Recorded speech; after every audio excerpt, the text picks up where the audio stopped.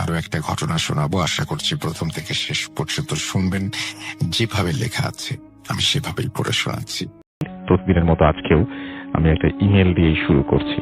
ওকে, ইমেলটি পাঠিয়েছেন আমাদের একজন লিসেনার। তিনি যেভাবে লিখেছেন আমি সেইভাবেই পড়ছি। কেমন লাগলো সেটা অবশ্যই আমাদের পেজগুলোতে এসে আপনি জানিয়ে দেবেন। লিখছেন, হ্যালো রাসেল ভাই, আমি রিয়াদ বলছি। আমি ইউরোপের একটি ছোট্ট দেশ এস্তোনিয়া থেকে লিখছি। আমি ভূত এফএমের একজন নিয়মিত শ্রোতা। চেষ্টা করি এপিসোডগুলো শুনতে, তবে সব সময় কাজের ব্যস্ততার কারণে শোনা হয় না। আমি আপনার সাথে যেই ঘটনাটি বলতে চাইছি সেটা আমার নিজের সাথে ঘটে যাওয়া একটা ঘটনা। ভালো লাগলে পড়ে শোনাবেন। আমার নাম রিয়াদ। আমি বর্তমানে ইউরোপের ছোট্ট একটি শহরে বসবাস করি এবং এস্তোনিয়া ফিনল্যান্ড ও রাশিয়ার মাঝামাঝি অবস্থিত, যে দেশের লোক সংখ্যা মাত্র 13 লক্ষ। এদেশে আমি গত 2006 সালে অ্যানথ্রোপোলজির ওপরে মাস্টার্স করার জন্য আসি। বর্তমানে আমি এখানকার একটা শহর যেটার নাম হচ্ছে তালিন, সেখানে বসবাস করছি। আমার লেখাপড়ার বিষয়বস্তু এটার কারণেই আমাকে প্রায় সময় বিভিন্ন প্রত্নতাত্ত্বিক বিষয় নিয়ে রিসার্চ করতে হয়। কিছুদিন আগে আমার প্রফেসরের নির্দেশে আমি ও আমার সাথে আরো 3 জন মিলে তালিন শহরের পাশে ওল্ড টাউন নামে একটি জায়গায় যাই। বলে রাখা ভালো যে এই ওল্ড টাউন জায়গাটি আমাদের পুরান ঢাকার মতন, তবে এখানে খুব কম মানুষ বসবাস করে। বেশিরভাগ বাড়িগুলোই ফাঁকা এবং দেখতে সবগুলো বাড়ি একই রকমের। বাড়িগুলো এবং বাড়িগুলোর পাশে বেশ কিছু পুরনো স্থাপনা। দিনের বেলায় দর্শনার্থীরা ভিড় জমায় এই স্থাপনাগুলো দেখার জন্য। আর দ্বিতীয় বিশ্বযুদ্ধের সময়কালের অনেক জিনিসপত্র এখানে এই শহরে পাওয়া যায়। সেদিন আমি ও আমার সাথে 3 জন মিলে আমরা একটি পুরনো স্থাপনার মাঝে প্রবেশ করি। যদিও এর আগে অনেকবার অন্য স্থাপনায় গিয়েছিলাম, কিন্তু গবেষণা করেছি, তবে এটা ছিল সম্পূর্ণ ভিন্ন, এক অন্যরকম অভিজ্ঞতা। স্থাপনাটি ছিল 4 তলা বিশিষ্ট। স্থাপনার ভেতরে সূর্যের আলো প্রবেশের কোনো জায়গা নেই কোনো জানালা, একটি মাত্র সিঁড়ি, তাও আবার এতটাই সরু যে একজন মানুষের উঠতে কষ্ট হবে। স্থাপনার আরেকটি চমক হলো সিঁড়িটি শুধু ওপরের দিকে নয়, বরং মাটির গভীরেও চলে গেছে। মাটির নিচে রয়েছে আরো 2টি তলা। আমাদের প্রজেক্টটা ছিল মাটির নিচের তলার জিনিসপত্র তথ্য নির্ণয় করা। আমাদের 4 জন হাতের টর্চ নিয়ে কর্তৃপক্ষের অনুমতি সাপেক্ষে মাটির নিচ তলায় সিঁড়ি বেয়ে চলে যাই। মাটির নিচে প্রথম তলায় কিছু পৌরাণিক জিনিসপত্র থাকলেও দ্বিতীয় তলায় কিছু চমকপ্রদ জিনিস ছিল। তার মধ্যে ছিল দ্বিতীয় বিশ্বযুদ্ধের সময়কার হামলা করা বোমার কিছু অংশ, মানুষের খুলি, কিছু ধাতব পাত্র ও ধাতবের তৈরি বড় বড় কলসির মতো। আমরা আমাদের ডিভাইস দিয়ে জিনিসগুলো পরীক্ষা করতে করতে হঠাৎ একটি জায়গায় আমার চোখ আটকে যায়। একটি মরচে ধরা 4 কোনা ধাতব কৌটা, যেটার গায়ে কিছু একটা লেখা। যে লেখাটা কোনোভাবেই ওই মুহূর্তে লাইটের আলোয় পড়তে পারছিলাম না, কিন্তু কেন যেন আমার খুব আগ্রহ জন্মে সেই ধাতব কৌটাটির ওপর। হয়তো সেই ধাতব কৌটাটি অন্যান্য জিনিসগুলো থেকে কিছুটা ব্যতিক্রম ছিল, সেই কারণে আমি ওই ধাতব কৌটাটি কর্তৃপক্ষের অনুমতি সাপেক্ষে ল্যাব টেস্ট করার জন্য আমার সাথে নিয়ে যাই এবং ল্যাবে জমা দিয়ে আমি আমার বাসায় ফিরে আসি। সেদিন একটু রাত করেই ঘুমাই। ঘুমের মাঝে আমি একটি অদ্ভুত রকমের স্বপ্ন দেখতে পাই। স্বপ্নে আমি নিজেকে একটি জঙ্গলের মাঝে একটি লেকের পাশে দেখতে পাই, যেখানে আমি একটি কবরের সামনে দাঁড়িয়ে আছি। সকালবেলা ঘুম ভাঙার পর আমি কোনোভাবেই বুঝতে পারছিলাম না এরকম স্বপ্ন কেন দেখলাম। পরের দিন সকালের নাস্তা সেরে হাতে একটা কফি নিয়ে ইউনিভার্সিটির দিকে চলে যাই। ল্যাবে গিয়ে আমি কৌটাটি খোলার চেষ্টা করি এবং অনেক চেষ্টার পর ধাতব কৌটাটি অক্ষত অবস্থায় খুলতে সক্ষম হই। জং পড়ে থাকা সেই কৌটাটির ভেতর অনেক পুরনো একটি ছোট্ট কাগজ পাই, যেটা দেখতে কিছুটা পুড়ে যাওয়া কাগজের মতো, অর্থাৎ হলুদ রঙের কাগজে যদি অনেক দিন ভাঁজ করে রেখে দেওয়া হয় তাহলে যেই লালচে ধূসর রং ধারণ করে সেই রকম। দেখে মনে হচ্ছে এটি দ্বিতীয় বিশ্বযুদ্ধ কিংবা তার আগের সময়কার। কাগজটি খোলার পর আমি একটি অদ্ভুত রকমের নকশা এবং কিছু লেখা দেখতে পাই। লেখাটি রাশিয়ান ভাষায় ছিল, আর আমি এই ভাষা জানি না বলে কাগজটি রাশিয়ান জানে এরকম একজন রিসার্চারের কাছে পাঠিয়ে দেই। সে কাগজটি স্ক্যান করে পরীক্ষা করতে শুরু করে। পরদিন সে আমাকে জানায় যে কাগজে রাশিয়ান ভাষায় তাদের পৌরাণিক এক দেবতার নাম এবং কিছু মন্ত্র আছে। সেই সাথে সেই নকশার কথা জিজ্ঞেস করলে জানা যায় এটি একটি জায়গায় নকশা, যেটা কিনা কেইলা নামে একটি গ্রাম নির্দেশ করে। এটা জানার পর এই বিষয়টি নিয়ে আমাদের টিমের আগ্রহ আরো বাড়তে থাকে। পরদিন সকালে কেইলা গ্রামের উদ্দেশ্যে আমরা রওনা দিই। নকশা থেকে পাওয়া ধারণা অনুযায়ী আমরা গ্রামের ভেতরে একটি জঙ্গল আছে, সেখানে যাই। আমরা জঙ্গলের ভেতর প্রায় 2-3 কিলোমিটার হাঁটতে থাকি শুধুমাত্র সেই নকশাটির পরিশেষ দেখব বলে।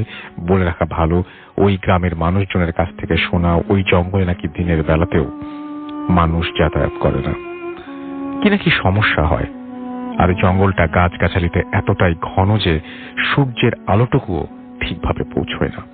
অবশেষে নকশা অনুযায়ী জঙ্গলের মাঝে একটি জায়গায় রাস্তা শেষ হয়ে যায় এবং অন্য দিক থেকে রাস্তা এসে ঠিক একই জায়গায় মেলে।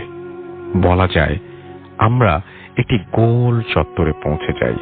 আমাদের সেখানে ছোট্ট একটি লেক দেখতে পাই, কিন্তু লেকটা দেখার পরে আমার শরীরটা কেমন যেন করে ওঠে, কারণ ঠিক এইরকম দেখতে একটা লেক আমি গতকাল রাতে স্বপ্নে দেখেছিলাম।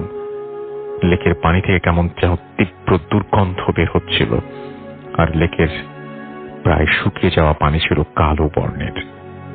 আমার টিমের একজন, যার নাম ছিল অ্যান্ড্রু, সে লেকের ঠিক দক্ষিণ পাশে দুটো গাছের মাঝামাঝি একটি উঁচু জায়গায় আবিষ্কার করে, যেটা কিনা নকশায় নির্দেশ করা ছিল। আর নকশায় এও বলা ছিল যে ওই উঁচু জায়গাতে দেবতার প্রাণ শক্তি লুকায়িত আছে।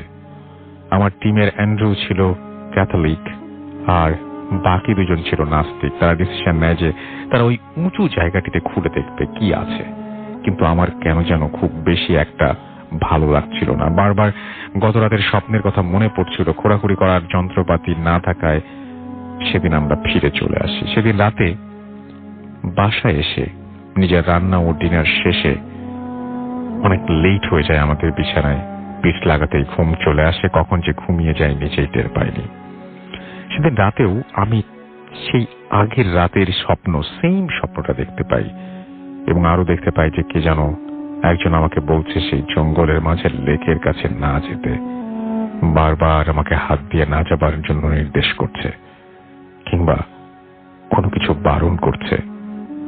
সকালে প্রচন্ড মাথা ব্যথা নিয়ে ঘুম ভাঙে, কিন্তু কোনোভাবেই আমি স্বপ্নের ব্যাপারটা মেটাতে পারছিলাম না। প্রতিদিনের মতো আজকেও আবার ল্যাবে চলে যাই, এবং আজকে একটু আগে কাজ শেষ করে আমরা ওই জঙ্গলে বেরিয়ে পড়ি।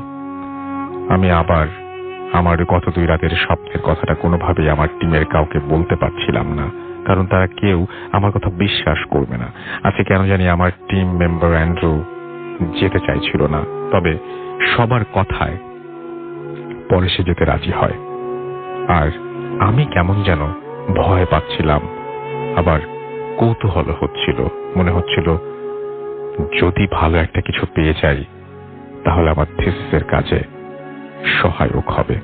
যাই হোক, আজকে সমস্ত যন্ত্রপাতি নিয়ে একজনের গাড়িতে চড়ে রওনা হলাম। গ্রামের শেষ অংশে যাবার পর গাড়ি নিয়ে যাওয়া যায় না, তাই গাড়ি রেখে হাঁটা শুরু করলাম। গ্রাম পেরিয়ে জঙ্গলে ঢোকার সময় এক বৃদ্ধের সাথে দেখা। বৃদ্ধ দেখতে কিছুটা কুঁচো হয়ে গেছে, কিন্তু তার সবগুলো চুল দাড়ি পাকেনি, আধা পাকা টাইপের। সে তাদের ভাষায় জিজ্ঞাসা করলো যে কোথা থেকে এসেছি। আমরা আমাদের উত্তর না দেওয়ার আগেই সে বলল, তোমরা যেখানে যাচ্ছ সেখানে যেও না, হয়তো আর ফিরতে পারবে না। কথাটি আমার মনে দাগ কাটলো। আমার সাথে থাকা অ্যান্ড্রুও কিছুটা চমকে গেল। বৃদ্ধ আরো বলল, 5টি নাবালক শিশুকে জ্যান্ত পুঁতে বুডোকে আরো শক্তিশালী করে রাখা হয়েছে। বলে রাখা ভালো, বুডো একটি প্রাচীন রোমান শয়তান দেবতার নাম। আমরা ওই বৃদ্ধ কিছু বলার আগেই সে তার মতো চলে যায়। আমরা আমাদের মতো সেই নির্দিষ্ট লেকের পাশে গিয়ে আমাদের যন্ত্রপাতি নিয়ে দাঁড়ালাম। আজকে কেমন যেন লেকের পানি আরো বেশি দুর্গন্ধ আসছিল, আর সূর্যের আলো কম থাকায় কেমন যেন একটা অন্ধকারাচ্ছন্ন লাগছিল সবকিছু। খেয়াল করলাম চারপাশে খুব নিস্তব্ধ, এমনকি পাখির ডাকও শোনা যাচ্ছিল না। খুব স্তব্ধতা বিরাজ করছে ওই জায়গাটার চারপাশে। যাই হোক, আমরা আমাদের কাজ শুরু করে দিলাম।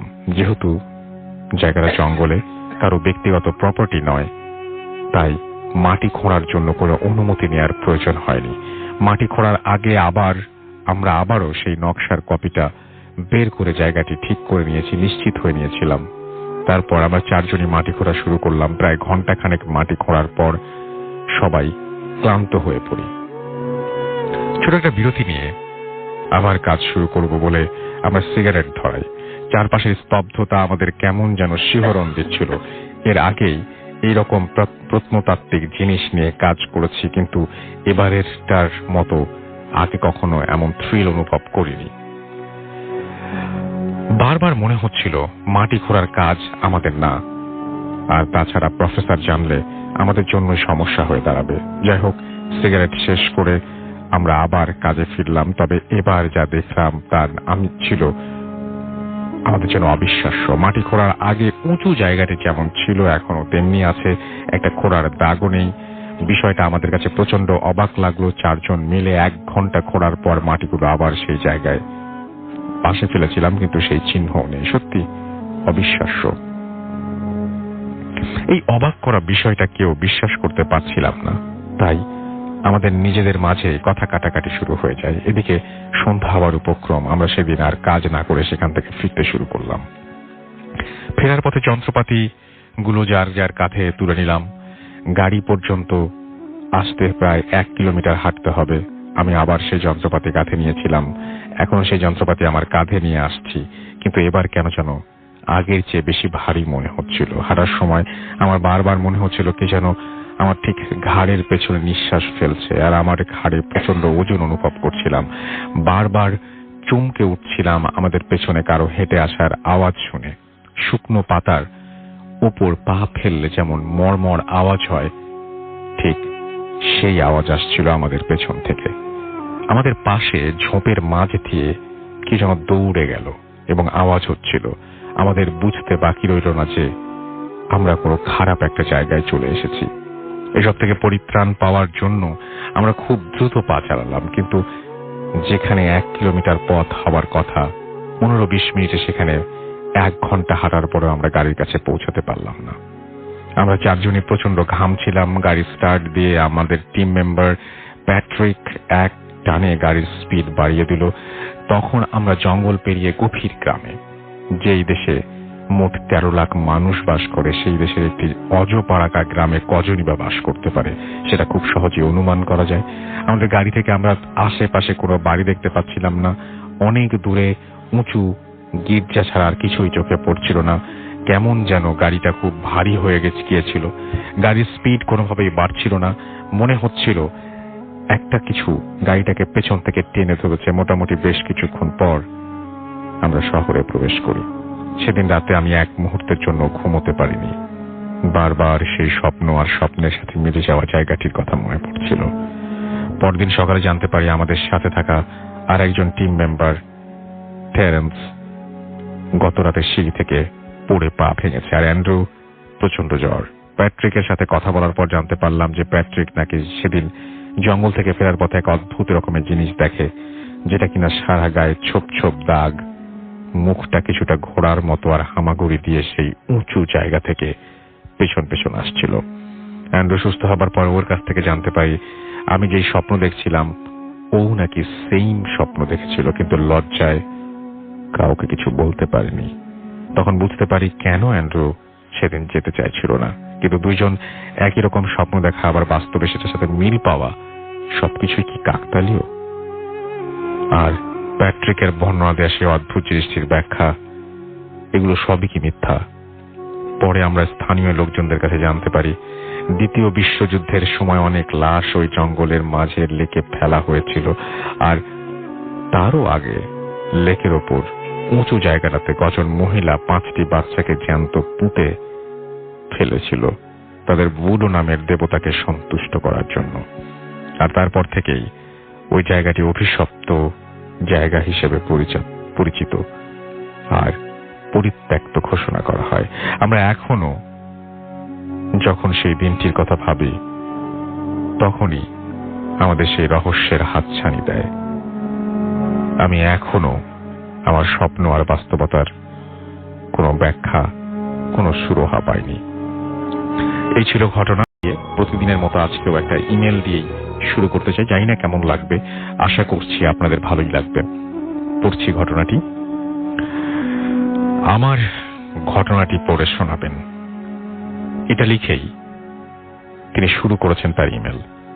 তারপর লিখছেন, আসসালামু আলাইকুম রাসেল ভাই, আল্লাহর রহমতে আপনি ভালো আছেন এটাই বিশ্বাস করি। আমি নীরব আহমেদ, গ্রাম ভরতপুর, থানা বড়াই গ্রাম, জেলা নাটোর। আজকে আমি যে ঘটনাটি আপনাদের সাথে শেয়ার করব, সেটি আমার জীবনে ঘটে যাওয়া অদ্ভুত সত্য একটি ঘটনা। ঘটনাটি ছিল 2010 সালে। তখন আমি ক্লাস 9-এ পড়ি। পড়ন্ত বিকেলে খেলার মাঠে একা একাই বসে আছি। নীরব নিস্তব্ধতার মাঝেই হঠাৎ করেই একটা কান্নার আওয়াজ আমার কানে ভেসে ওঠে। দেখলাম পাশে রাস্তা দিয়ে একটি ভ্যান গাড়ি দিয়ে কাউকে হাসপাতালে নিয়ে যাওয়া হচ্ছে। কৌতূহল বশত আমি কোনো কিছু না ভেবেই দৌড় দিয়ে হাসপাতালের গেটে যাই। সেখানে গিয়ে দেখতে পাই 15-16 বছরের একটি মেয়ে বিষ পান করেছে। আমার পাশেই তার মা কান্নাকাটি করছে। মেয়েটি বাঁচার জন্য আকাশের পানে অদ্ভুত দৃষ্টিতে চেয়ে আছে। আমি মেয়েটিকে কোলে নিয়ে দ্রুত ইমার্জেন্সির কেবিনের দিকে চলে যাই আর ডাক্তার ডাক্তার বলে চিৎকার করতে থাকি। মেয়েটি এক দৃষ্টিতে আমার দিকে তাকিয়ে আছে। হঠাৎ করেই সবকিছু নীরব হয়ে গেল। আমার নীলাভ চোখের সামনে মেয়েটির জীবনের শেষ সূর্যটা ডুবে যেতে দেখলাম। ইতোমধ্যে কর্তব্যরত ডাক্তার এসে তাকে মৃত ঘোষণা করলেন। আমার চোখের অশ্রু আর ধরে রাখতে পারলাম না। সেদিন রাতে আর ঘুমাতে পারিনি। বারবার মেয়েটির কথা মনে পড়ছিল, আর কেন জানি মনে হচ্ছিল জীবন থেকে কোনো একটা কিছু হারিয়ে ফেলেছি। মনের গভীর ভালোবাসা থেকে মেয়েটির সেই নীলাভ চোখের চাহনি যেন আমাকে কিছু বলতে চাইছিল। মাসখানেক পর থেকে শুরু হলো আমার জীবনের অদ্ভুত পদচারণা। সেদিন রাতে সেলফ স্টাডি শেষ করে খুব তাড়াতাড়ি ঘুমিয়ে পড়লাম। মনে হচ্ছিল আকাশ ভেঙে আমার চোখে কেউ একজন ঘুম নিয়ে এসেছে। ঘুমের মধ্যে দেখছিলাম আমার বিয়ে হচ্ছে অচেনা অজানা কোনো এক স্থানে, যেখানে চারিদিকে ফুলে ফুলে ভরা। সেখানে অনেক কিছু, অনেক নতুন নতুন মানুষ। কিন্তু অদ্ভুত হলেও সত্য যে তাদের কাউকে আমি চিনি না। আমি অবাক হলাম। এরপর দেখলাম পালকি করে একজন মেয়েকে আমার সাথে এনে বসানো হলো। মেয়েটির ঘুমটা সরিয়ে বলে উঠল, কে? আমাকে চিনতে পেরেছ? আমি দেখলাম এটি আর কেউ নয়, সেই মেয়েটি যে গত রাতে, গত 1 মাস আগে আমার কোলে মাথা রেখে মারা গিয়েছিল। আমার ঘুম ভেঙে যায়। নেহায়েত একটি স্বপ্ন ভেবে আমি উড়িয়ে দেই। কিন্তু অবিশ্বাস্য হলেও সত্য যে আমার ঘরের কোনো এক অদ্ভুত ফুলের গন্ধে ভরে গিয়েছিল। আমি যেন আর কিছু ভাবতে পারছিলাম না। এর মধ্যে আমার শরীর থেকে ঘাম ঝরতে শুরু করে।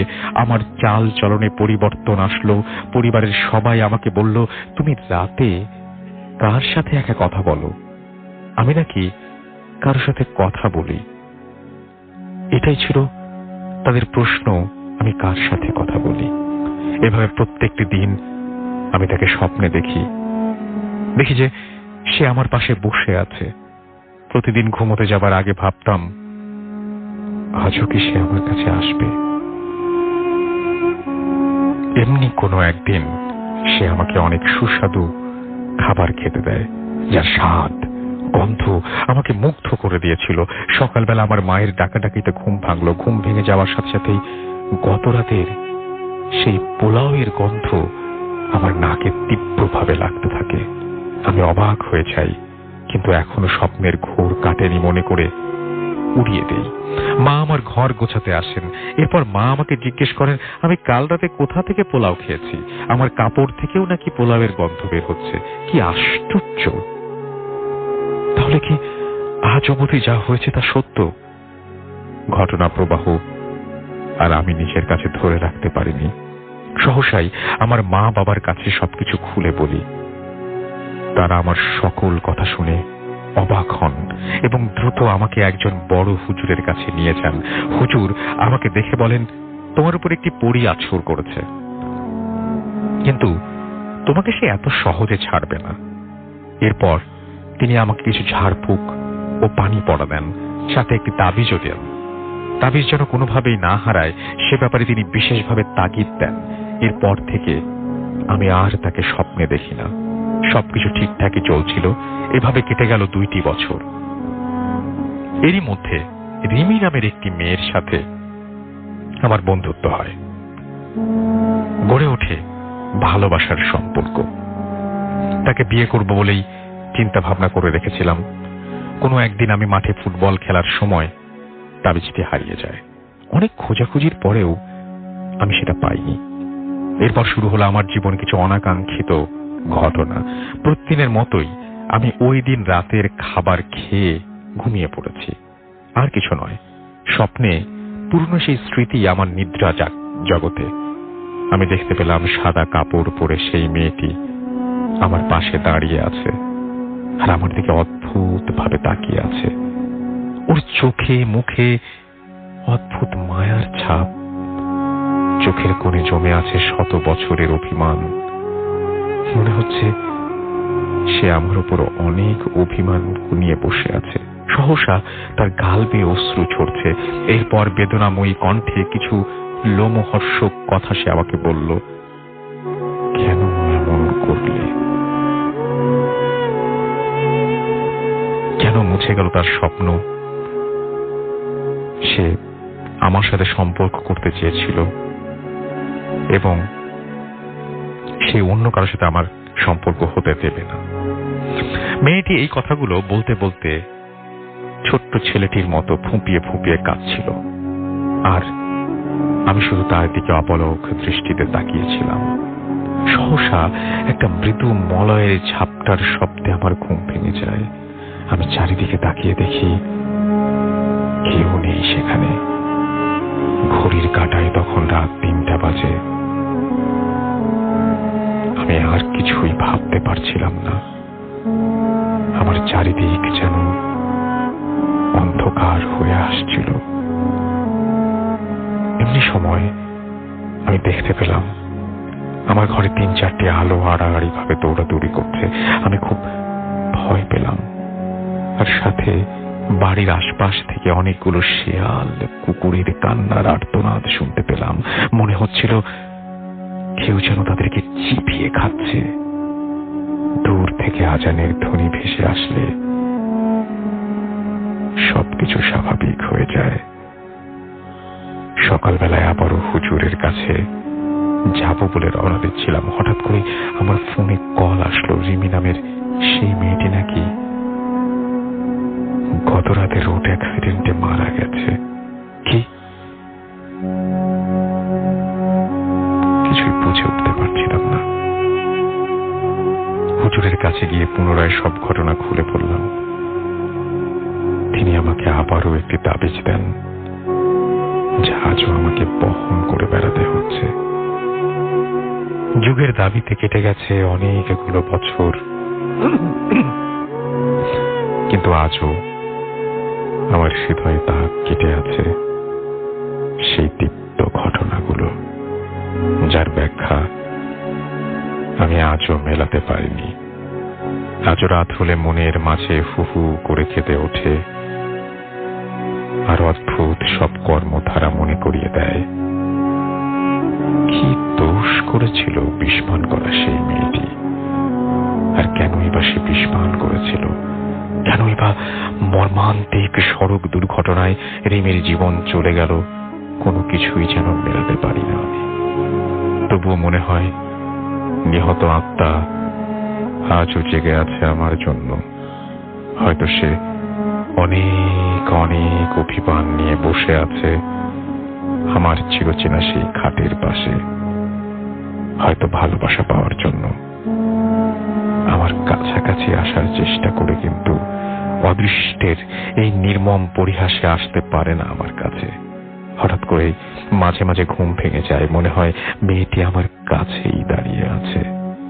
আমি যেন এখনো তার কান্নার আর্তনাদ আর তার সেই সব সময় দোয়া করি আল্লাহ যেন আমার হারিয়ে যাওয়া রিমি আর সেই মেয়েটিকে ক্ষমা করে দেন। এই ছিল আমার ইমেলটা পড়ে শোনাচ্ছি। অলরাইট, যেভাবে লিখেছেন আমি সেইভাবেই পড়ার চেষ্টা করছি। আসসালামু আলাইকুম রাসেল ভাইয়া, আমি আজাহার, কানাডার একটা ইউনিভার্সিটিতে আমি পড়ছি। আমি এর আগে একটি অডিও ক্লিপ পাঠিয়েছিলাম, সেটি প্লে করা হয়েছিল, সেজন্য আমি আপনার কাছে কৃতজ্ঞ। আজকের এই স্টোরিটা আমি চাই আপনি আমার পক্ষ থেকে লিসেনারদের পড়ে শোনান। সেদিন আমি আমার এক ফ্রেন্ডের বড় ভাইয়ের একটা কাহিনী শেয়ার করেছিলাম, যিনি হচ্ছেন একজন সার্চ অ্যান্ড রেস্কিউ অফিসার। সে ভাইয়ের কাছ থেকে শোনা একটা ঘটনাই আজকে শেয়ার করব। তবে তার আগে বলে নিতে চাই, এই ঘটনাটা যেটা আমি এখন বলবো তার কিছু কিছু অংশ লিসেনারদের কাছে এক্সট্রিম মনে হতে পারে, আমি সেজন্য ক্ষমা প্রার্থী। ঘটনার সুবিধার জন্য সেই ভাইয়ের নাম আমি টম উল্লেখ করব, এবং যেহেতু এখনো তিনি স্কোয়াডে অ্যাক্টিভ, তাই তার ঘটনার কিছু জায়গা বিবরণ আমি উল্লেখ করব না বা উৎস রাখব। সময়টা ছিল 1990-এর দিকে। তিনি তখন ট্রেনিং এর জন্য একটা আমেরিকায় ছিলেন এবং তার পোস্টিং ছিল নিউ জার্সিতে। সেখানে তাদের কাছে খবর আসে একটি কাপলকে দুদিন ধরে খুঁজে পাওয়া যাচ্ছে না।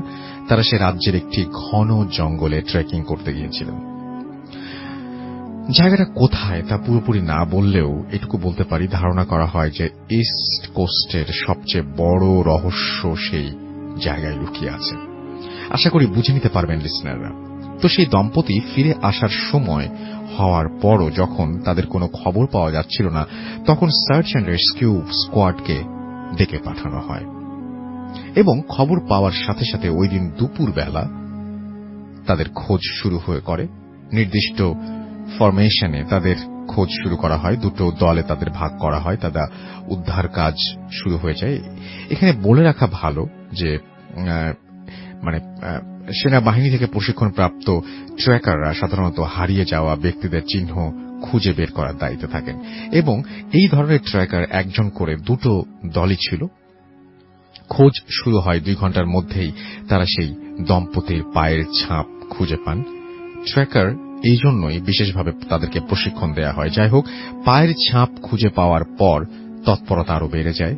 দ্রুত ছাপ অনুসরণ করে তারা একটি ক্রিকের ধারে চলে আসে। ক্রিক মানে ছোট খালের মতো, এবং ক্রিকের ধারে একটি বড় পাথরের ওপর তাদের শেষ ছাপ পাওয়া যায়, কিন্তু আশেপাশে কোথাও সে দম্পতির কোনো চিহ্ন ছিল না। তারা যেন স্রেফ হাওয়ায় মিলিয়ে গেল। এই ধরনের ঘটনা ঘটা খুবই অস্বাভাবিক, কারণ একজন মানুষ যত সাবধানেই পা ফেলুক না কেন, তারা ফেলে যাওয়া কিছু চিহ্ন দেখে যায়। হয়তো পা লেগে একটি নুড়ি পাথর আংশিক পিচ্ছিল হয়ে গেছে, অথবা গাছের একটা মোটা পাতা, ছোট পাতা মোড়ানো ইত্যাদি চিহ্ন থাকবেই। একজন ট্র্যাকার এই সব চিহ্নই দেখতে চান, কিন্তু সেখানে তেমন কিছু ছিল না। ট্র্যাকার দুজনই ভাষ্যমত তারা যেন গায়েব হয়ে গেছে।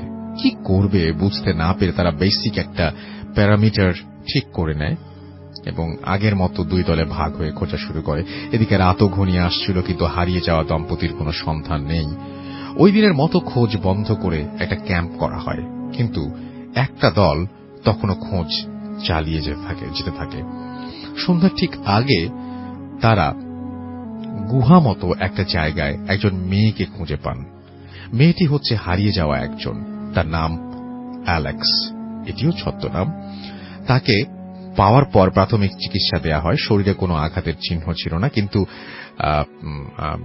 তার বক্তব্য অনুযায়ী তিনি এক্সপোজারে ছিলেন, যার কারণে অনেক ফ্লুইড হারিয়েছেন এবং শারীরিকভাবে দুর্বল। তাছাড়া তিনি ট্রমাতে ভুগছেন। সেই কারণেই তাকে প্রশ্ন করে কোনো উত্তর পাওয়া যাচ্ছিল না। রাত হয়ে যাওয়া এবং আবহাওয়া খারাপ থাকার কারণে অ্যালেক্সকে হসপিটালে পাঠানো ওই রাতে সম্ভব হয়নি। আর রাতের বেলা তার এই অবস্থা নিয়ে হেঁটে বের হওয়ারও সম্ভাবনা ছিল না। কিছুটা সুস্থ হওয়ার পর তাকে বারবার জিজ্ঞেস করেও তার পার্টনারদের কোনো খবর, তারা কোনো উত্তর পাচ্ছিল না। মেয়েটি যেন বোবা হয়ে গেছে পুরো।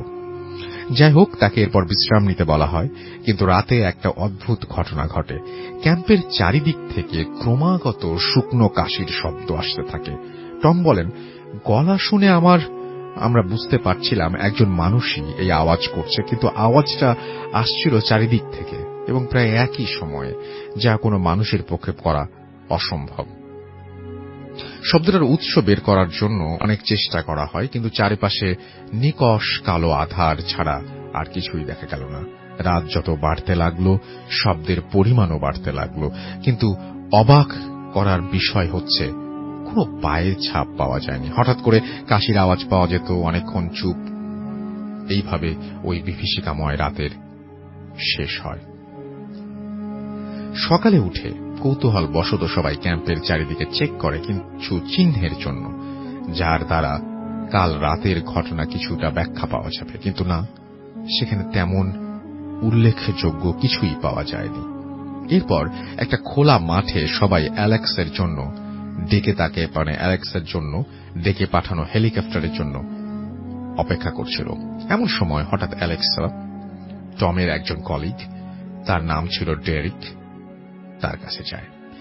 ঠিক ওই সময় উদ্ধার পাওয়া প্রথমবারের জন্য অ্যালেক্সা কথা বলে। তখন তার হেলিকপ্টারও চলে এসেছে। অ্যালেক্সা বলে, তোমার ঘাড়ের কাছের ট্যাটুটা অনেক বিশ্রী। ও আমাকে বলেছে তোমাকে যেন এটা বলি, আর এটাও বলেছে যেন তুমি ট্যাটু আড়াল করে রাখো। তার ট্যাটু পছন্দ না।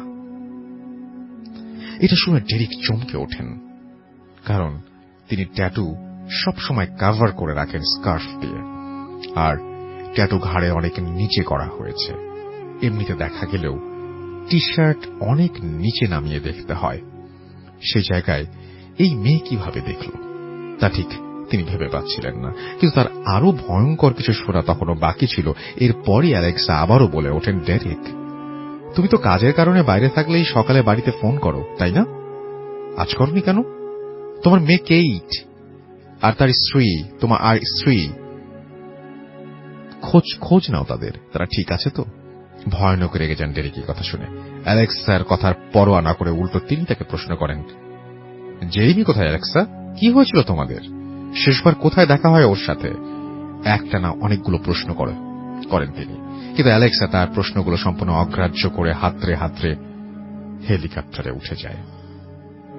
উল্লেখ্য, তাদের এই কথোপকথন কেউ দেখেনি, আর অ্যালেক্সাও এমনভাবে নিজেকে আড়াল করে রেখেছিল সবার থেকে, যেন সবাই দেখে ভাবে ডেরিক বুঝি তাকে সাহায্য করছে আর সান্ত্বনা দিচ্ছে। আর প্রশ্নগুলো এতটাই অপ্রত্যাশিত ছিল যে ডেরিকও তখন কিছু বুঝে উঠতে পারেননি। সাধারণত কেউ হলে হয়তো বোবার মতো তার মুখের দিকে চেয়ে থাকত। ডেরিকের ট্রেনিংই হয়তো তাকে খুব শীঘ্রই রিয়্যাক্ট করতে সাহায্য করেছে। যাই হোক, তিনি তবুও অ্যালেক্সার আবার কিছু প্রশ্ন জিজ্ঞেস করার জন্য সময় চান, কিন্তু তা নাকচ করে দেয়া হয় অ্যালেক্সের শারীরিক অসুস্থতার জন্য। তাকে যত দ্রুত পারা যায় হাসপাতালে অ্যাডমিট করতে বলা হয়। তাই কিছু না পেরে তিনি অ্যালেক্সার সাথে অফিসার যাচ্ছিলেন, তাকে সংক্ষেপে সবকিছু খুলে বলেন। তিনি ডেরিককে আশ্বাস দেন যে অ্যালেক্সাকে জিজ্ঞাসাবাদ করা হবে। হেলিকপ্টার নিয়ে চলে যাওয়ার পর তার বলে যাওয়া এই কথাটা তার মাথায় ঘুরছিল, তোমার মেয়ে আর স্ত্রীর খোঁজ নাও। তিনি সাথে সাথে বাসায় ফোন দেন। প্রথমবার কলটি রিসিভ না করা হলেও দ্বিতীয়বার কলটি তার স্ত্রী রিসিভ করেন। সংক্ষেপে তিনি ডেরিককে জানান 10-15 মিনিট আগে তার ড্রাইভ ওয়েতে একটা অ্যাক্সিডেন্ট হয়, যখন তারা অর্থাৎ ডেরিকের স্ত্রী আর তার মেয়ে গাড়ি নিয়ে বের হবার ঠিক তখন একটা এসইউভি এসে তাদের গাড়িকে পেছন থেকে ধাক্কা দেয়। হালকা চোট পেলেও তারা সুস্থ আছেন। ডেরিক মাথায় তখন কিছুই কাজ করছিল না, তিনি কিছু না বলেই ফোনটি রেখে দেন। আর এই অ্যাক্সিডেন্টের সাথে অ্যালেক্সার বলে যাওয়া কথার সূত্র মেলাতে চেষ্টা করেন। স্রেফ নিজেকে মনকে সান্ত্বনা দেওয়ার জন্য ডেরিক তার এক বন্ধুকে সব খুলে বলেন। তিনি ডেরিককে যত সম্ভব সাহস দেওয়ার চেষ্টা করেন আর বলেন যে একটা কাকতালীয় ব্যাপার। যদিও টম তখন রুকি ছিলেন, কিন্তু ঘটনাবশত তিনি ডেরিকের কাহিনী শুনে ফেলেন, তাই তারও কৌতূহল সৃষ্টি হয়। তারপর অ্যালেক্সার বয়ফ্রেন্ড জেরেমিকে খোঁজা আবারও শুরু হয়। ওই দিন পুরোটা ব্যয় করা হয় তাদের জন্য। একসময় সন্ধ্যা ঘনিয়ে আসে। অনেকেই যারা নতুন স্কোয়াডে আছেন তারা গত রাতের কথা চিন্তা করে খানিকটা উদ্বিগ্ন হয়ে পড়েন। যখন খোঁজা ওই দিনের জন্য বন্ধ হবে, ঠিক তখন তারা একটা কান্নার আওয়াজ শুনতে পান। ভারী গলায় কেউ কান্না করছে, ঠিক যেন কান্না না, কেউ হয়তো যেন অসহ্য যন্ত্রণায় কাতর হলে যেমন শব্দ করে ঠিক তেমন। উৎস খুঁজতে সবাই মরিয়া হয়ে পড়েন। অবশেষে যেখান থেকে কান্নার শব্দ আসছিল তা খুঁজে পাওয়া যায় এবং সেখানে পাওয়া যায় জেরিমিকে। সে ঠিক ওই জায়গায় ছিল যেখানে অ্যালেক্সার পাওয়া গিয়েছিল, কিন্তু অবাক করা বিষয় ওই স্থান অনেকবার ক্রস চেক করা হয়েছে, কিন্তু জেরেমিকে তখন পাওয়া গিয়েছিল না। কিন্তু এখন সে হঠাৎ কোথা থেকে উদয় হল তা অনেকেরই মনে প্রশ্নের সৃষ্টি করে।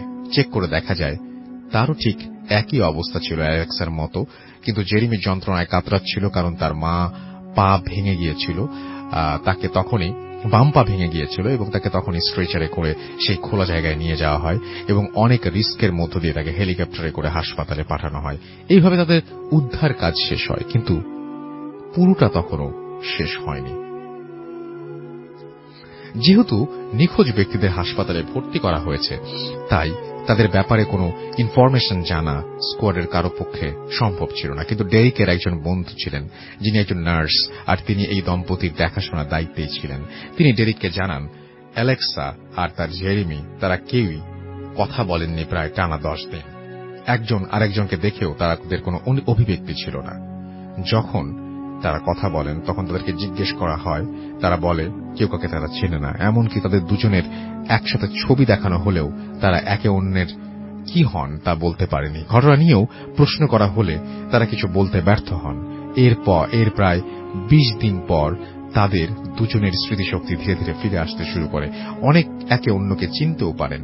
তখন তারা দুজনেই বলেন যেদিন তাদের ট্র্যাক করে বাইরে বেরিয়ে আসার কথা, ওই দিন রাতের তারা হালকা কাশির শব্দ শুনতে পান তাঁবুর চারিদিকে।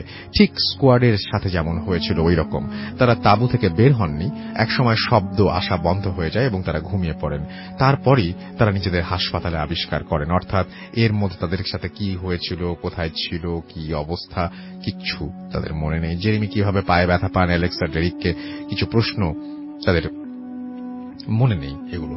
এবং অন্যদিকে ডেরিকের স্ত্রী যে একসাথে যে অ্যাক্সিডেন্ট হয়েছিল সেই গাড়ির মালিককে প্রশ্ন করা হয় তিনি কিভাবে গাড়ির নিয়ন্ত্রণ হারান। তিনি জানান যখন গাড়ি চালাচ্ছিলেন তখন হঠাৎ করে স্টিয়ারিং এর হুইল আটকে যায় আর তিনি গাড়ির ওপর কন্ট্রোল হারিয়ে ফেলেন। মজার বিষয় হল গাড়িটি একদম ঝকঝকে নতুন ছিল, মাত্র কয়েকশো মাইল চালানো হয়েছে তিনি এটা কেনার আগে। আর স্টিয়ারিং হুইল আটকে যায় ডেরিকের বাড়ির প্রায় 50 গজ আগেই। তার মানে দুর্ঘটনা যে এখানেই ঘটবে একটা ধার্য অথবা নির্ধারিত ছিল। এই ঘটনার পুরো বর্ণনা, ঘটনার কিছু কিছু অংশ ডেরিক নিজে বের করেছেন এবং পরবর্তীতে টমকে শেয়ার করেছেন। দুটি জিনিস পয়েন্ট আউট করতে হয় যা খুবই অস্বাভাবিক। এক, তাদের দুজনের অর্থাৎ অ্যালেক্সা আর জেরেমি সাময়িক স্মৃতি বিভ্রাট, যা অনেকটাই অসম্ভব। ট্রমার কারণে হতে পারে, কিন্তু এতটা লম্বা সময় কখনোই তা হয় না। আর যা হচ্ছিল দুজনের একসাথে হচ্ছিল তা আবারও অবাক করা বিষয়। দুই, একদম নতুন গাড়ির এইভাবে স্টিয়ারিং হুইল আটকে যেতেই পারে, কিন্তু গাড়ির পক্ষে এইরকম হওয়াটা একটু বেশি কাকতালীয়। এবং এতগুলো কাকতালীয় ঘটনা যখন একসাথে একই রূপে সুচারুভাবে ঘটে তখন এটাকে কাকতালীয় ব্যাপার কি বলা যায় নাকি প্যারানরমাল? উত্তরটা আপনারাই লিসেনাররা দিন, এটা বলে তিনি শেষ করেছেন। এবং শুরু করতে চাই একটা ইমেইল দিয়ে। আমাদের ইমেল অ্যাড্রেসটা আপনাদের সবাই জানিয়ে দিয়েছি, আর সেই অ্যাড্রেসেই পাঠানো একটা ইমেল দিয়ে শুরু করছি আজকের ভূত এফএম। আপনাদেরই পাঠানো ঘটনা পড়ছি।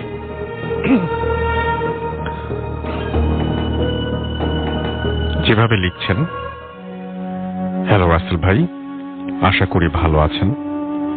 আমি অনেক দিন থেকে ভূত এফএম শুনি। কিছুদিন আগে 2011 একটা এপিসোড শুনলাম। নোটিস করলাম যে আপনার ভয়েসে অনেক চেঞ্জ আছে। ইটস ন্যাচারাল, এবং চেঞ্জ সবার মধ্যে আসে, সেটা তিনি জানিয়েছেন। এবং তিনি বলেছেন যে what if you already know about the changes waiting for you? Yeah, something like this. এরপরেই উনি ওনার লাইফের ঘটনাটি শেয়ার করেছেন। তিনি বলছেন যে আমি সায়ানিন এখন টরন্টোর একটি জায়গায় তিনি আছেন, এবং তিনি বলছেন অনেক ভাবলাম যে এই সিক্রেটটা শেয়ার করব না, কারণ এটা ভূত এফএমের কোনো স্টোরি না। অলওয়েজ এইসব আমার সাথে শুরু হয়, এনিওয়েজ এইসব আমার সাথে শুরু হয় 2015 থেকে। এটা খুব ছোট্ট একটা ঘটনা। আমার অরিজিনাল বাড়ি নারায়ণগঞ্জ হলেও আমি আমার নানার বাড়ি ময়মনসিংহেই বড় হয়েছি।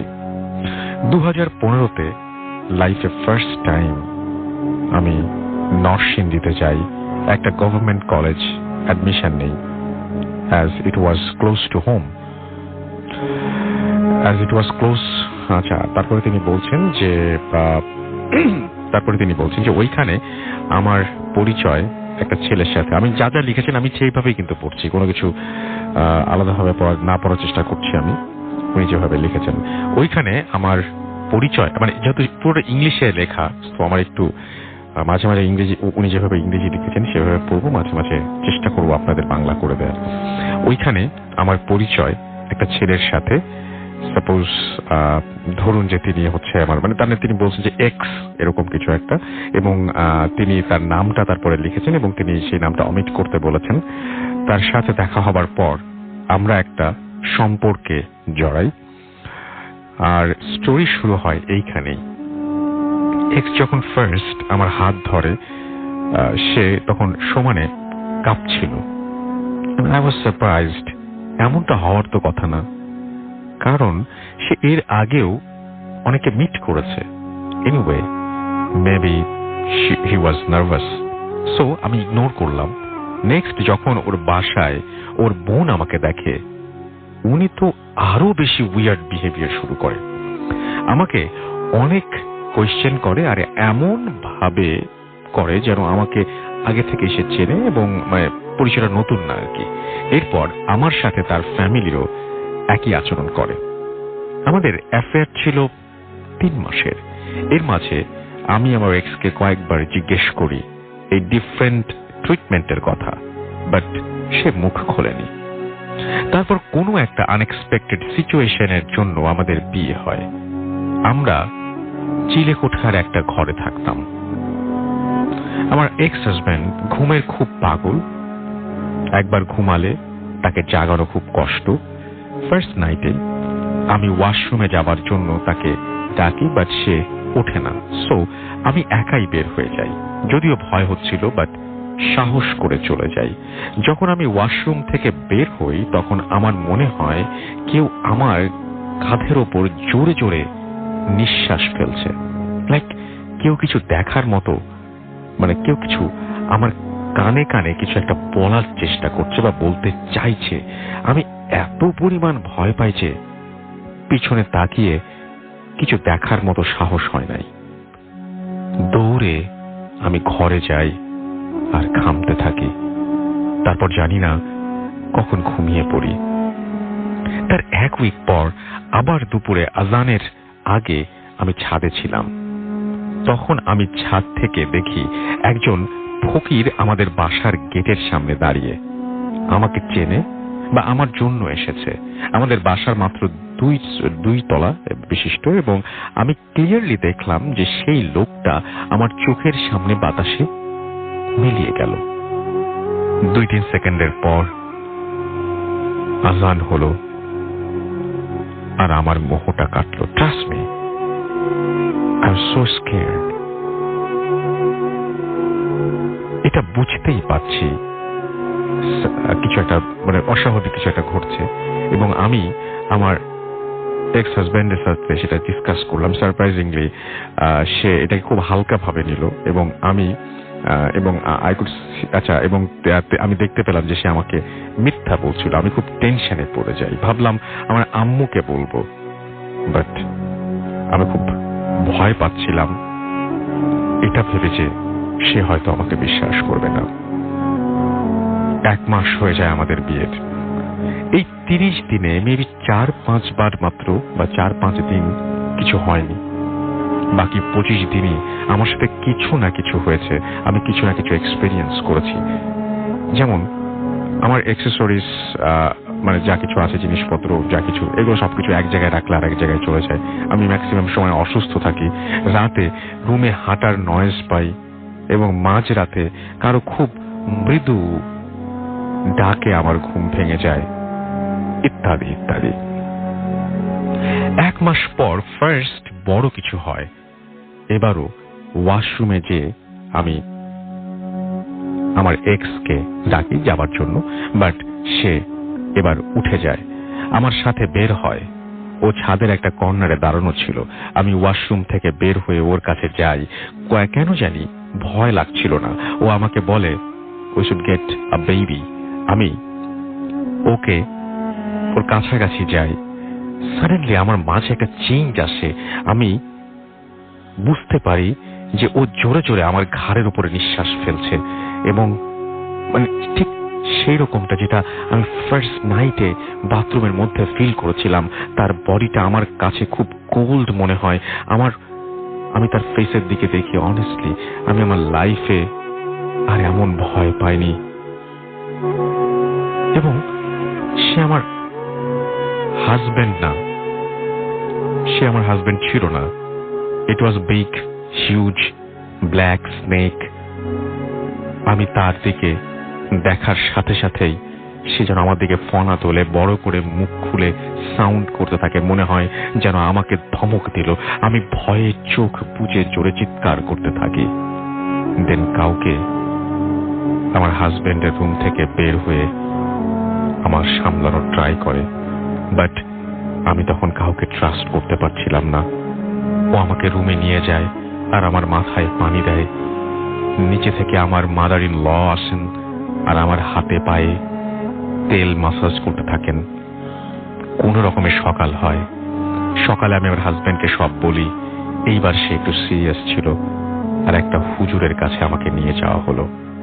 হুজুর 3 দিন টাইম নেন এবং আমাকে এক টুকরো পেপার দিয়ে ঘুমানোর আগে বুকে রেখে ঘুমাতে বলেন।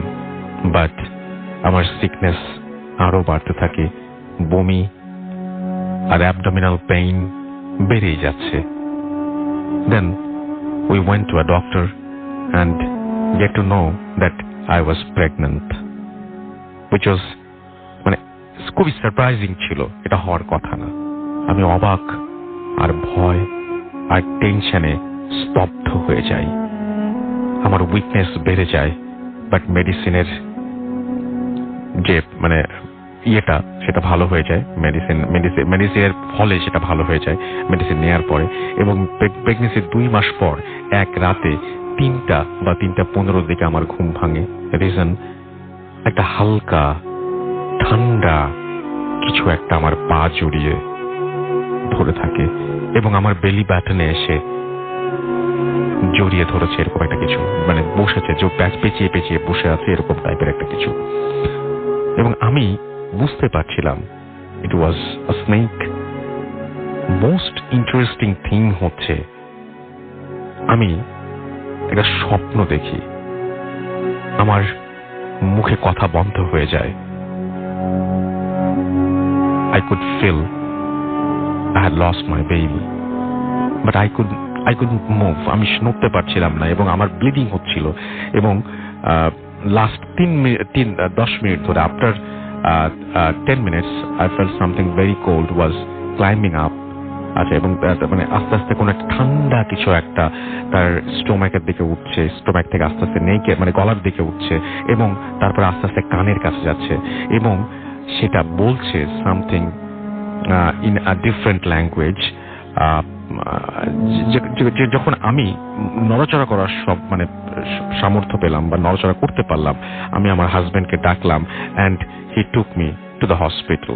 Doctor said it could be a life danger, but luckily I was safe. এক উইক পর বাসায় আসি আর হাজবেন্ডকে বলি ডিভোর্সের জন্য। যদি সে সিরিয়াস, যদি সে এই সবের রিজন আমাকে না বলে, তো আমি আর তার সাথে থাকবো না। Then he told me the story behind it. 2012-এ সে একদিন রাতে তার ছাদে একটা মেয়েকে দেখে। তার খুব অবাক লাগে। ওই মেয়েটার কাছে সে যায়, তখন ওই মেয়েটা তাকে বলে 2015-য় তাদের বিয়ে হবে, একটা বেবি হবে, আবার মারাও যাবে। ওই মেয়ে আরো বলে যে বিয়ের পর তার হাজবেন্ডের ফ্যামিলি অনেক ভালো কিছু পাবে, এন্ড সে তার হাজবেন্ডকে নিয়ে যাবে। সব বলার পর মেয়েটা স্নেক হয়ে যায় আর চলে যায়। ইন্টারেস্টিং ব্যাপারটি কি জানেন, ওই ড্রিমটাতে যে মেয়েটিকে সে দেখে সে আর কেউ নয়, সে আমিই ছিলাম। আর তার জন্য আমার প্রতি সবার বিহেভিয়ার ওরকম স্ট্রেঞ্জ ছিল। তারা একটা হুজুরের কাছে আমাকে নিয়ে গিয়েছিল। হুজুর বলেছিলেন এইটা কোনো জিন করেছে। একটা মিররে ওই জিনের হেল্পে আমার হাজবেন্ডের বাসার সবাই আমার ফেস দেখেছিল, তাই সবাই আমাকে আগে থেকেই চিনত। জিন এটা কোনো কেন হয়েছে তা হুজুর বলেননি, শুধু বলেছেন যে আমি তাদের ফ্যামিলির জন্য লাকি, বাট আমার মারা যাবার পসিবিলিটি অনেক বেশি। তারা আমাকে যে হুজুরের কাছে নিয়ে গিয়েছিলেন তার রিজন ছিল if there was any way to save my life, but হুজুর said যে যতক্ষণ পর্যন্ত I am with my ex husband it's hard to say anything.